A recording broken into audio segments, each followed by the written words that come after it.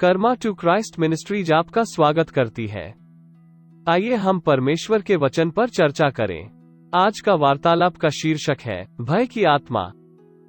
आज के बाइबल छंद हैं 2 तीमुथियुस अध्याय 1 पद 7। क्योंकि परमेश्वर ने हमें भय की नहीं पर सामर्थ और प्रेम और संयम की आत्मा दी है। तथा न्यायों अध्याय 7 पद 3। इसलिए तू जाकर लोगों में यह प्रचार करके सुना दे कि जो कोई डर के मारे थरथराता हो वह गिलाद पहाड़ से लौटकर चला जाए। तब 22,000 लोग लौट गए और केवल 10,000 रह गए। डर एक निर्णायक कारक हो सकता है जो आपको अपने मार्ग में अशक्त कर सकता है या यहाँ तक आपको गलत चुनाव करने के लिए प्रेरित कर सकता है। आप एक विशेष करियर या अध्ययन का क्षेत्र चुन सकते हैं क्योंकि आपको डर है कि आपके माता पिता क्या कहेंगे यदि आप वह चुनते हैं जो वे नहीं चाहते हैं। किसी के द्वारा प्यार न किए जाने के डर के कारण आप विषाक्त संबंध जारी रख सकते हैं।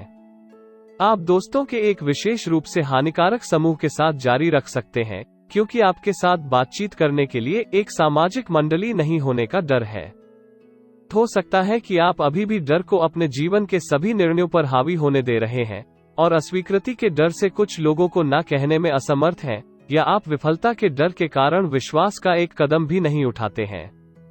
अगर यह आपकी परिस्थिति है तो चिंता न करें, आप पूरी तरह से सामान्य हैं और शैतान के सबसे अधिक इस्तेमाल किए जाने वाले हथियार के अधीन हैं। व्यक्तिगत रूप से मेरा हिंदू परिवार क्या कहेगा, इस डर ने मुझे अपने जीवन में जल्द ही मसीह को स्वीकार करने से रोक दिया।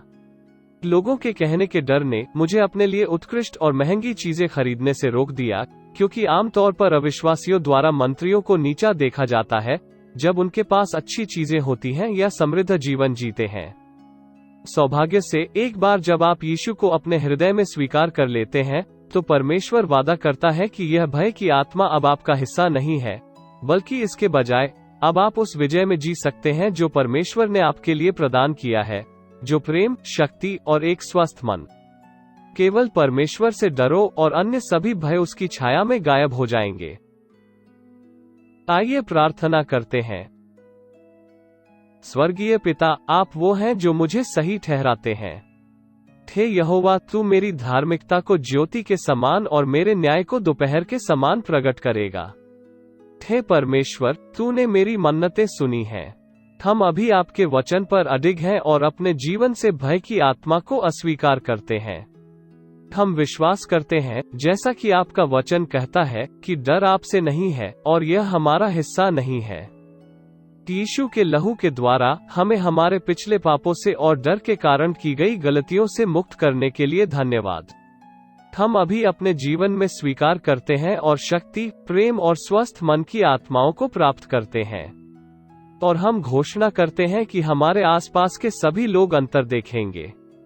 इस शक्ति की आत्मा के माध्यम से हम आज अपने जीवन में विषाक्त संबंधों को दूर करने का निर्णय लेते हैं जो हमें नीचे ला रहे हैं। हम चाहते हैं कि प्रेम की आत्मा हमें उन लोगों से प्रेम करने की अनुमति दें जिन्होंने हमें अतीत में चोट पहुंचाई है। और हम घोषणा करते हैं कि हम स्वस्थ मन की आत्मा के माध्यम से अच्छे निर्णय लेंगे और लोग हमारे बारे में क्या सोचते हैं इसके द्वारा प्रेरित नहीं होंगे। आज के दिन से अच्छे निर्णय लेने में हमारी सहायता करें और दूसरों की हमसे जो अपेक्षा करें उससे प्रभावित न हो।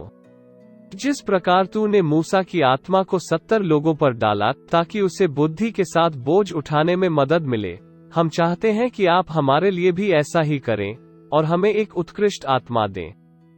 हम यीशु के पराक्रमी नाम में मांगते हैं, आमीन।